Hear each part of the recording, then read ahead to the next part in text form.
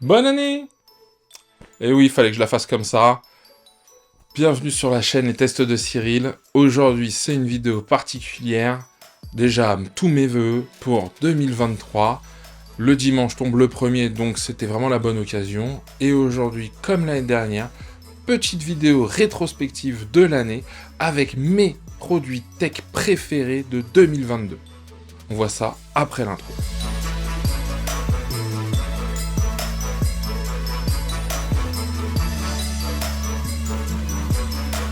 Et voilà, une année avec vous vient de se terminer et ça me fait super plaisir parce que, eh bien, pas qu'elle soit terminée parce qu'il y en a une nouvelle surtout qui arrive.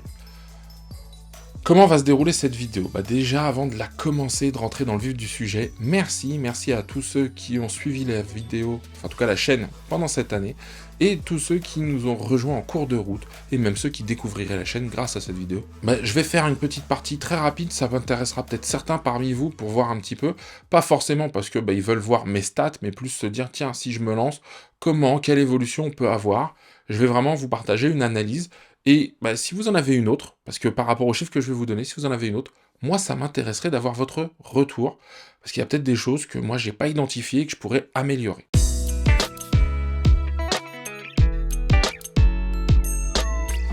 Alors, sur cette année 2023, on a presque 2000 abonnés de plus, donc ce qui est quand même plutôt pas mal, je suis très content. Je suis loin de l'objectif que je m'étais fixé parce que j'avais été un peu trompé par les chiffres de novembre et décembre 2021 qui avaient été très bons, et donc je m'étais dit tiens, si je continue sur cette lancée, ce sera cool. Et forcément, janvier est resté bon en 2022, et puis petit à petit, entre février et avril, on est redescendu à des niveaux bien plus bas, ce qui fait que, oui, je suis pas arrivé aux 5000 que je m'étais fixé. Si tout se passe bien, les 5000 arriveront en 2023, je vais pas me dire, tiens, il m'en faudrait 10 000, j'aime bien les chiffres ronds, mais non, j'ai pas cette prétention, sauf vidéo qui buzzerait, mais j'en ai pas encore une qui fait ça, donc je m'attends pas à ça. On va travailler, ça va être le plus simple pour y arriver tranquillement, et c'est là où, moi, je prends plus du plaisir à réfléchir à des formats, à ce genre de choses. 315 000 vues, je suis pas mécontent de ça. Presque 25 000 heures de visionnage sur la chaîne. Un ancien ami. Eh oui, je dis ancien parce que il m'a dit t'as fait perdre autant de temps à l'humanité. Donc Sofiane de la chaîne Art Company, voilà, RIP. Ça m'a fait plaisir de tourner avec toi en 2022. Ça n'arrivera pas en 2023. C'est les chiffres, moi, qui me restent en tête et je me dis quand même, ça fait du monde. On a dépassé depuis la création de la chaîne les 500 000 vues, un demi-million. C'est pas mal. Et avec des choses très différentes d'un mois sur l'autre. C'est-à-dire que avril-mai ou mai-juin, je sais plus, ça a été des bons mois. Juillet-août aussi ont été des bons mois par rapport à l'année d'avant. Et où je m'attendais à faire plus de vues. Novembre-décembre, ça a été plus calme. Et quand je regarde, je me dis, ah, j'avais sorti des produits un peu Apple, des produits Apple, pardon, mais un peu plus phares, un peu plus tôt dans l'année. Je les avais eus plus tôt. Là, j'ai peut-être un peu moins tenu le rythme, pour différentes raisons, et ça a peut-être un peu diminué comment dire, la découvrabilité de la chaîne. Donc voilà, c'est pas la mort, loin de là, hein. Encore une fois, ici, c'est une chaîne passion. J'essaye de faire le maximum pour qu'elle soit le plus cool possible. Alors, j'ai pas relevé le nombre de commentaires. Il y en a pas mal. Il y en a de plus en plus. Je pense que on doit avoir dépassé, en tout cas, ouais, certainement les 500-600, voire plus, sur une année. Donc, c'est chouette. Ouais, c'est même très très chouette. C'est même plus que ça, c'est sûr et certain. Je pense qu'on a même dépassé le millier, parce que quand je dis 500-600, ça en fait 10 par semaine, il y en a plus que ça. Je réponds à tout le monde, ça c'est un truc qui me tient à cœur. Tant que je peux le faire, je le ferai. Pour l'instant, je vous le dis, il n'y a pas de problème. Je tiens le rythme, il peut y en avoir 5 ou 6 de plus. Je vais pouvoir répondre. Alors je vais terminer avec ce chiffre-là quand même, parce qu'il me tient à cœur. J'ai fait 56 vidéos, j'ai fait 7 lives. Très content, ça fait plus d'une vidéo par semaine. Donc ça c'est chouette. 7 lives aussi, c'est chouette. J'aurais aimé en faire un par mois. Bon, j'ai pas tenu le truc. J'ai eu des trucs un peu qui sont venus un peu calmer les choses. J'ai Apple qui a pas fait autant de keynote que je l'espérais en fin d'année, même si voilà, j'en voudrais une par semaine, bon là c'était pas le cas. Mais bon, voilà, comme créer ça me plaît, faire des vidéos et ça voilà. Il y aura peut-être un 8e live, au moment où cette vidéo sera sortie. Je rappelle, hein, je la tourne le 30 décembre. Donc les chiffres sont pas exactement à la virgule près, mais on s'en fiche. Et donc il y aura peut-être un live de plus. Mais bon, ça, voilà, on verra. Et puis il va certainement pas rester sur la chaîne. Ça va être un live éphémère, on va dire ça comme ça. Allez, maintenant, je vais passer au plat de résistance. Les produits tech qui ont marqué mon année.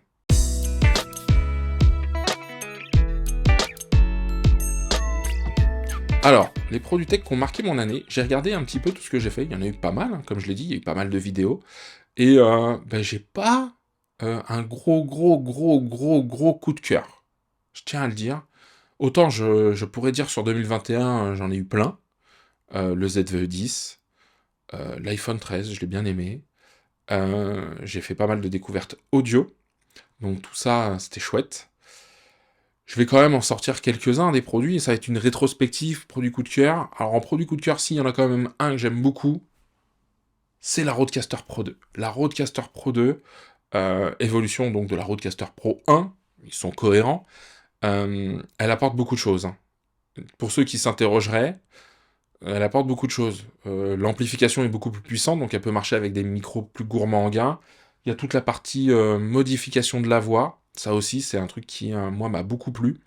Je l'utilise de temps en temps sur des zooms, des visioconférences. Ça fait toujours son petit effet, ça fait sourire les gens. Donc voilà, ça c'est un bon produit. Et la qualité audio aussi a été largement améliorée. Moi, je l'entends sur mon podcast, donc voilà, ça c'est vraiment très beau produit. Plus qu'une simple évolution. Ça, c'est, voilà, j'aime beaucoup. Dans les objets que j'ai eu cette année et que j'ai testé, il y a mon écran. Alors, l'écran en lui-même, rien de extraordinaire, mais comme vous le voyez, alors, je sais pas si vous le voyez bien, mais ultra wide. Ultra wide, 34 pouces. Là, aujourd'hui, posé en plein milieu de mon bureau. Vidéo setup que j'ai pas fait de l'année parce que je voulais améliorer encore un truc et j'ai pas réussi, donc j'espère pouvoir l'améliorer en 2023 pour faire une belle vidéo setup. Cet écran, ouais, l'ultra wide, j'aurais bien poussé à 38 pouces au final. Et c'est ce qui manque peut-être chez certains produits Apple. Ils ont sorti un écran, j'adore leur écran, ils ont un bon audio. L'intégration avec l'écosystème Apple marche super bien pour la luminosité, ce genre de choses. Le réglage avec le clavier. Et il est sorti en 27 pouces. Il est à 1700 €. C'est 1000 € de plus que celui-là, même celui-là je pense qu'il a un peu baissé.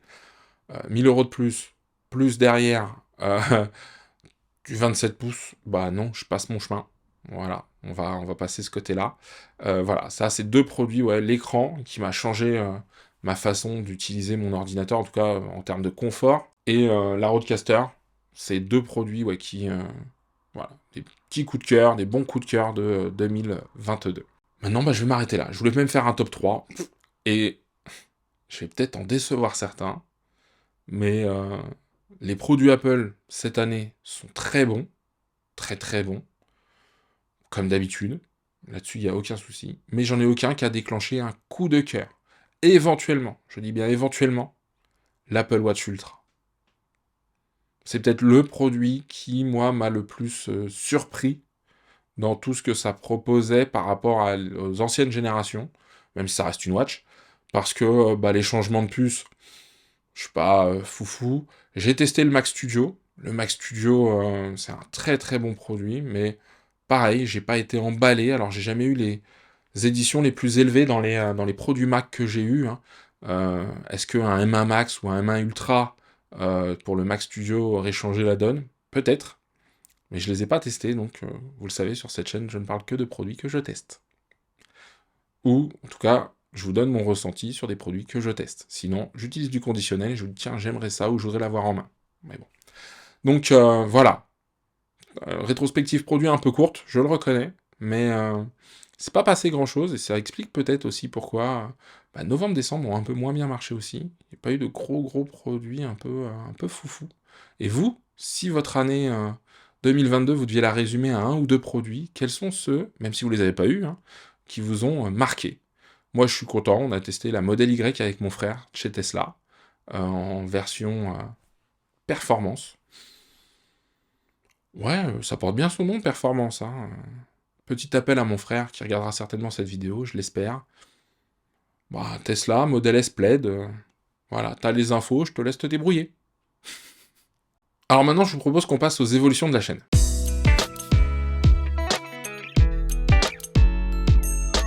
Alors, sur les évolutions de la chaîne, il y a des formats qui vont rester. Je vais garder le live. Je sais que certains attendent plus de sujets. Je vais le travailler. On aura peut-être un peu moins.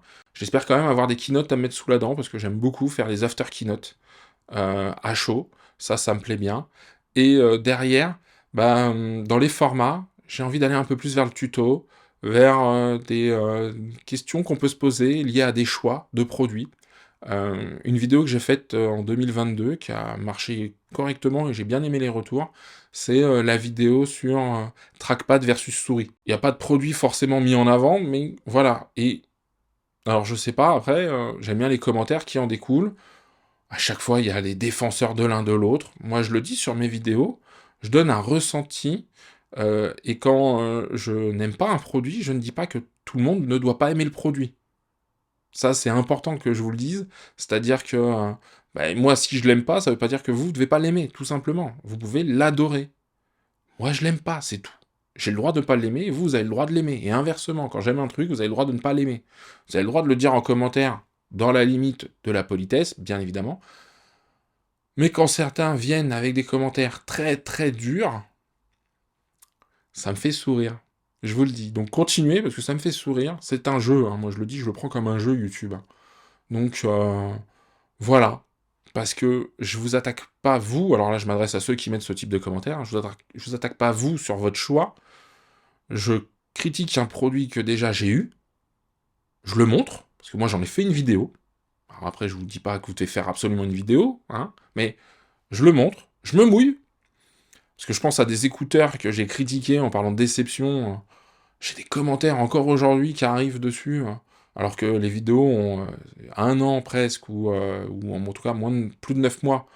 Et tu dis n'importe quoi, je les ai depuis, machin. Bah ouais. Et toi, tu aimes ce son-là, ça me va très bien.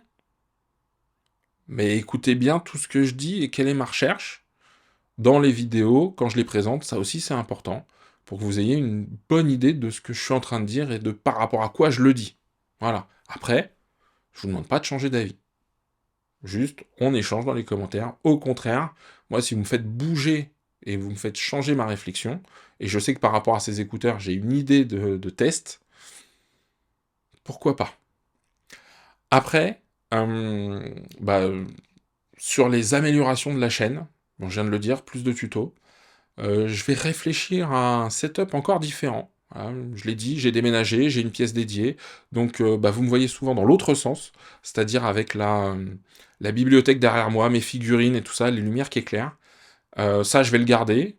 J'ai pas beaucoup de recul, donc ça manque un peu de flou pour moi l'arrière-plan, donc ça, faut que je le travaille. Et devant, là, je voudrais faire un truc très mobile, parce que j'ai un bureau qui monte et qui descend. Voilà, je voudrais avoir du matériel qui soit bien installé, et qui me permette juste de poser l'appareil photo et de filmer. Point. J'ai tout, et ça reste à demeure. Ça me gêne pas pour faire mon travail au quotidien, des visios, des trucs comme ça, et ça me permet aussi, si j'ai une idée, d'aller tout de suite la mettre en œuvre sur mon bureau, sans me prendre la tête. Je reprends une demande d'un abonné, mais qui moi aussi me plaît beaucoup, parce que quand je vois ces vidéos-là, ça me plaît énormément. C'est, vous savez, les vues du dessus quand on fait des déballages. Ça, c'est Walter qui m'en a reparlé il y a pas longtemps, et petit coucou à toi, Walter. 2 ans que tu suis la chaîne, donc merci d'être là. Et donc là, j'ai réfléchi pour pouvoir le faire ici. Avant, j'avais une armature qui me permettait de le faire, et là, pour des soucis déjà d'esthétique, je la mets plus. Parce que déjà l'écran est beaucoup plus large que ce que j'avais avant, et j'ai pas envie que ce soit quelque chose qui soit à demeure et qui me contraigne. Et puis comme maintenant j'ai quand même une Rodecaster ici, j'ai pas non plus envie d'avoir la Rodecaster trop loin de moi. Donc il y a plein de petites choses comme ça, mais j'ai vu des vidéos où ils présentaient des top shots différemment, donc voilà. Je le dis, l'idée elle est là. Dites-moi dans les commentaires, vous, comment vous verriez les choses? Est-ce que ces vidéos du dessus, en tout cas ces plans du dessus, vous intéressent? Dites-moi également ce qui vous plaît dans les vidéos pour que peut-être moi je le mette en place, je réfléchisse à comment je peux le faire, parce que voilà, je veux monter un cran dans les vidéos. Je sais que j'ai des choses à travailler, ça je vais le faire avec d'autres personnes un peu que je connais à côté. Moi, ça m'intéresserait d'avoir votre retour, parce que une chaîne YouTube, c'est donnant-donnant quelque part. C'est-à-dire que, oui, il y a du contenu qui me plaît, en tout cas sur des produits qui me plaisent, mais bah, si je les fais et que je les poste et c'est juste le plaisir de faire ça, non. Il y a ce plaisir-là, oui, mais il y a toute l'interaction qui découle derrière. Des idées de produits, à la limite de ce que je peux faire, mais aussi des idées de vidéos, des formats. J'aimerais bien faire des formats, même si c'est en visio, interview de youtubeurs. J'aimerais bien. Voilà, ça je le dis. Mais tout youtubeur. Voilà, il y a une autre thématique que j'aimerais bien aborder, mais je le fais pas sur cette chaîne. Je pense pas que ça ait sa place. Depuis 6 mois maintenant, je suis entrepreneur. Il y a plein de choses sur l'entrepreneuriat que je voudrais faire. Est-ce que je ferai une deuxième chaîne? Est-ce que ça restera au stade de l'idée? J'en sais rien. Parce qu'il faut du temps quand même pour sortir des vidéos. Et voilà, en ce moment, je l'ai pas trop. Et je préfère privilégier ce que j'aime faire à part dessus tout, c'est-à-dire le test produit. Je vais pas faire beaucoup plus long parce que vous le savez très bien, à chaque fois, mes vidéos sont déjà très très longues. Ça, c'est sûr et certain. Ça doit jouer sur le fameux watch time, le temps que les gens restent à regarder la vidéo. Et bah, il est pas extraordinaire, donc ça, c'est ça que je veux améliorer, hein, comme je le disais. Et puis voilà, donc on va s'arrêter là pour ce bilan. Désolé de pas vous délivrer le produit hype de l'année 2022. J'en ai un ou deux qui me hype bien en 2023. Alors qui vont pas sortir, certains qui sont sortis mais que j'ai pas encore eu l'occasion de tester. Il y a du Canon, il y a du Sony que j'aimerais bien tester, là on est plus sur la partie vidéo. Il y a du Shure sur la partie audio. Il y a forcément des produits Apple, des produits DJI. Je sais que je cite des grandes marques, hein, celles qu'on a l'habitude de voir, mais c'est vrai que ça me chauffe bien. J'espère que 2023 sera une année, ça c'est un vœu, avec un peu plus d'innovation. J'ai l'impression qu'on a eu des confirmations, des belles évolutions, mais pas de grands game changers sur 2022. Il y a des choses qui ont été amorcées en 2021, qui sont continuées en 2022. Là, j'espère que dans toutes ces grandes marques, on passe un stade, même s'il y a eu des produits intéressants, mais que je n'ai pas eu encore. Voilà. Je sais que la vidéo va pas être forcément beaucoup regardée, mais si vous voulez la faire aller un peu plus loin, si vous voulez permettre à cette chaîne d'être découverte, d'être avoir un peu plus de moi dedans, et un peu moins de produits, bah, je pense que c'est la bonne vidéo pour le faire. Donc bah partagez-la, ça c'est important. Mettez un pouce, un petit commentaire, un petit mot, un conseil, comme je vous l'ai demandé dans cette vidéo. Ça me ferait plaisir. Encore une fois, je vous souhaite une magnifique année 2023. Avec la chaîne Les Tests de Cyril, ce serait encore mieux. Et je vous dis à la semaine prochaine pour un nouveau test. Et surtout, prenez soin de vous.